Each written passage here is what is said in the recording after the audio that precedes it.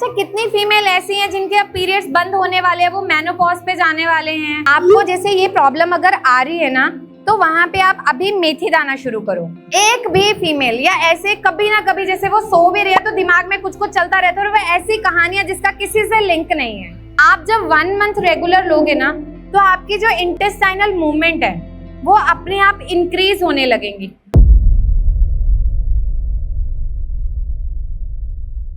अच्छा, कितनी फीमेल्स है जिनका ब्लड कम है? तो सबसे पहले कड़ी पत्ता स्टार्ट करना है, 1 कटोरी डेली स्टार्ट करोगे।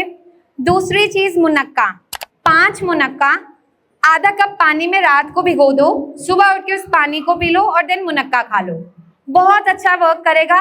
थर्ड मैंने हलीम सीड्स बताया, आधा चम्मच 1 गिलास पानी में भिगो दो, फिर वो चिपचिपे हो जाएंगे, उसको घोल के आप पी लो या सैलेड पे डाल लो, कैसे भी खा सकते हो खाली पेट।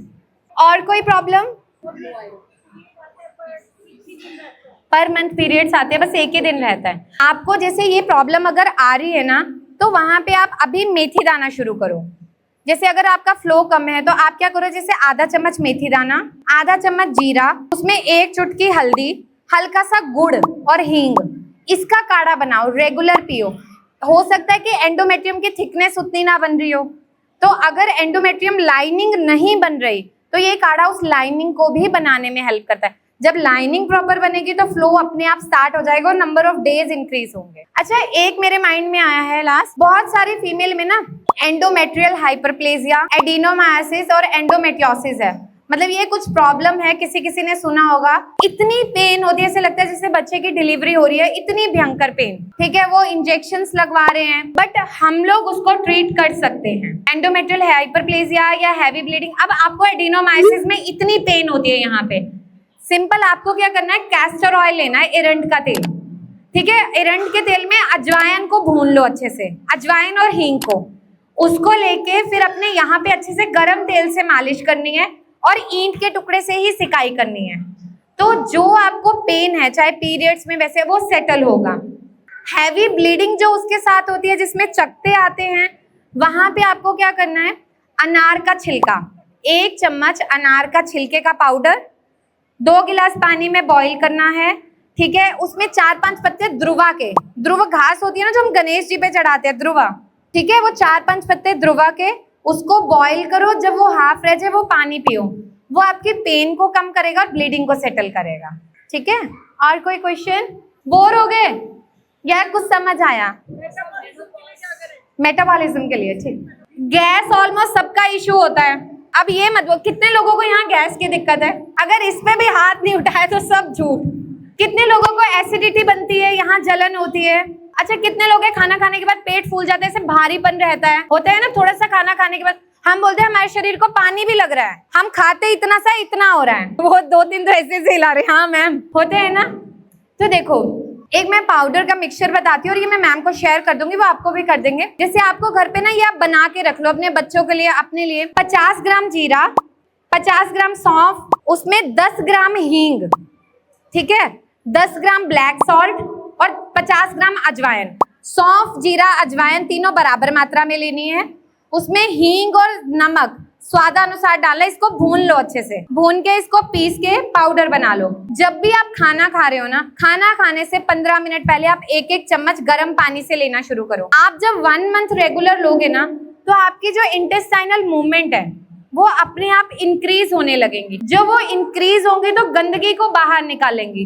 तो जैसे कई बार क्या होता है, कॉन्स्टिपेशन इतनी ज्यादा होती है, 2-2, 3-3 दिन लेटिन नहीं आती, पेट साफ नहीं हो रहा। जब हम इस पाउडर को लेना स्टार्ट करेंगे, वो अपने आप ही उसे क्लियर करना शुरू कर देगा, पहली चीज। दूसरी चीज, जिन भी फीमेल्स को, आपके बच्चों को बहुत कॉमन है या हस्बैंड में कॉन्स्टिपेशन रहता है, कब्ज बहुत ज्यादा है, आप ना रेगुलरली सौंफ और गुलाब की पंखुड़ी का पाउडर बना लो, उसको पीस के 1 गिलास पानी में 1 चम्मच को रात को घोल के रख दो और सुबह उठ के खाली पेट उस पानी को पी लो। आपकी एसिडिटी सेटल होगी। हमेशा जो इंटेस्टाइनल मूवमेंट, कई बार उसमें वात, हवा इतनी ज्यादा बढ़ जाती है कि रुकता, ड्राइनेस करती है, तो जो मोशन आता है वो बहुत हार्ड आने लग जाता है, पेन होती है, पाइल्स होना शुरू हो जाता है, तो ये उसको रिलीफ देगा। और जिन लोगों को पाइल्स में ब्लीडिंग होती है हार्ड स्टूल की वजह से, उसको भी ये सेटल करता है। ठीक है, और जैसे बच्चे हैं या हम हैं तो जैसे खजूर हो गया, 3-4 खजूर ले ली, 2 अंजीर ले लिए, 3-4 हमने मुनक्का ले लिया, पानी में भिगो के रख दिया। सोने से पहले जिनको दूध पचता है वो दूध में इसको बॉईल करके ले ले, नहीं तो ऐसे चबा के खा के हल्का सा गर्म पानी ले लो। तो ये चीजें आपके लिए बेनिफिशियल हैं। और आप लोग ना मेरी हमेशा चीज ध्यान रखना, जो आज का वक्त है लोग बहुत बीमार होने लगे, पहले नहीं होते थे। हम लोग जितना कंफर्ट में जा रहे हैं हम उतनी बीमारियों को अपने पास बुला रहे हैं। खाना खाने के बाद 100 कदम जरूर चलो। हम क्या करते हैं, खाना खाते ही फोन, अगली रील मिस ना हो जाए, ठीक है, अगली कॉल मिस ना हो जाए। हम सब कर सकते हैं तो हम ये क्यों नहीं कर सकते? अपना नियम बना लो। जैसे खाना खाया, क्या है, बंदा चलते चलते ही 100 कदम चल लेता है। 100 कदम क्या होते हैं, लेकिन उसमें आपका एक मैकेनिज्म जो काम होना चाहिए था वो स्टार्ट हो गया। ठीक है, कर सकते हो। और कोई क्वेश्चन किसी का? प्रीमेन, अच्छा ठीक है, पेरीमेन। अच्छा, कितनी फीमेल ऐसी हैं जिनके अब पीरियड्स बंद होने वाले हैं, वो मेनोपॉज पे जाने वाले हैं? देखो, जब भी हम पेरीमेनोपॉजल स्टेज में जाएंगे हमारी बोन्स वीक होने लगेंगे, विच इज नेचुरल, वो होगा। हम इस टाइम पे क्या करें, क्योंकि मूड स्विंग्स आते हैं, गुस्सा बड़ा ज्यादा आने लगता है, चिड़चिड़ापन आ जाता है, चीजें सामने पड़ी होती हैं भूलने लग जाते हैं, और अपनी बात मनवाना, और ये कॉमन है। देखो, तो वहां पे सबसे पहले तिल, मतलब बोन की डेंसिटी को इम्प्रूव करने के लिए आधा चम्मच सफेद तिल रेगुलर आपकी डाइट में होने चाहिए, लाइक 2 मंथ्स। उसके बाद आप ऑल्टरनेट डे लो। First seed. सेकेंड चीज जो है that is pumpkin seeds. Pumpkin seeds सिर्फ 2 ग्राम, जो छोटा मसाला दाना, टीस्पून है, इतना सा स्पून पंपकिन सीड्स आप रेगुलर लो, बहुत ज्यादा बेनिफिशियल है।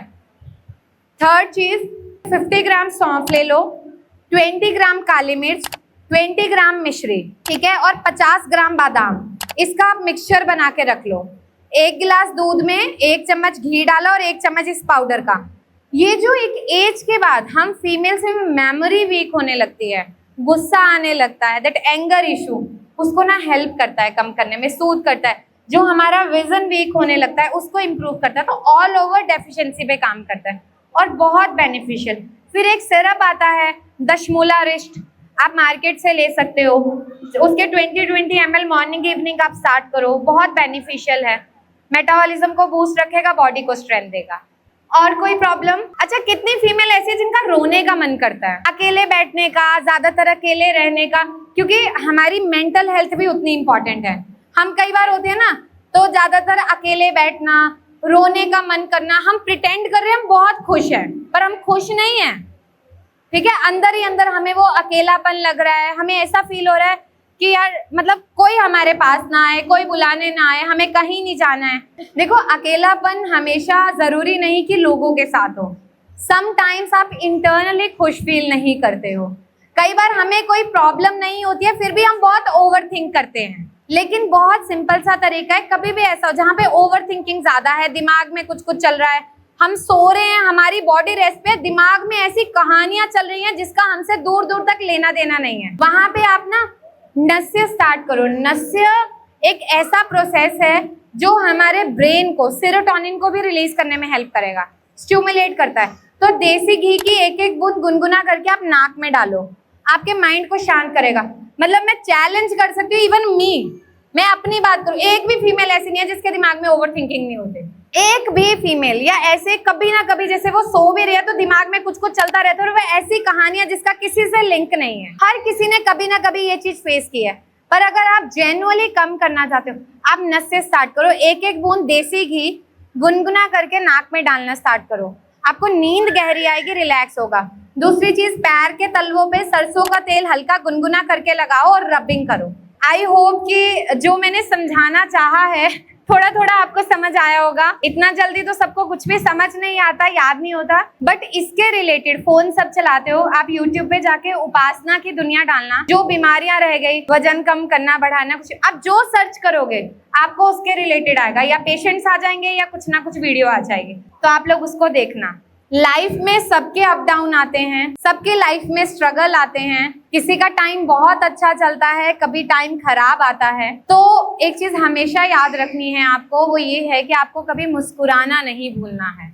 क्योंकि इंसान की मुस्कान से बेहतर कोई चीज नहीं है। और मैंने इसी चीज के रिलेटेड एक शायरी लिखी थी, शहरों की चकाचौंध में पुश्तैनी मकानों के ताले किसने देखे, कोठियों के चमकते मार्बल में झुग्गियों के जाले किसने देखे। ये जो मुकाम हासिल हुआ खुश नसीबी है मेरी, वरना आंखों के नीचे काले गड्ढे पाँव के छाले किसने देखे। बहुत बहुत शुक्रिया। जय हिंद।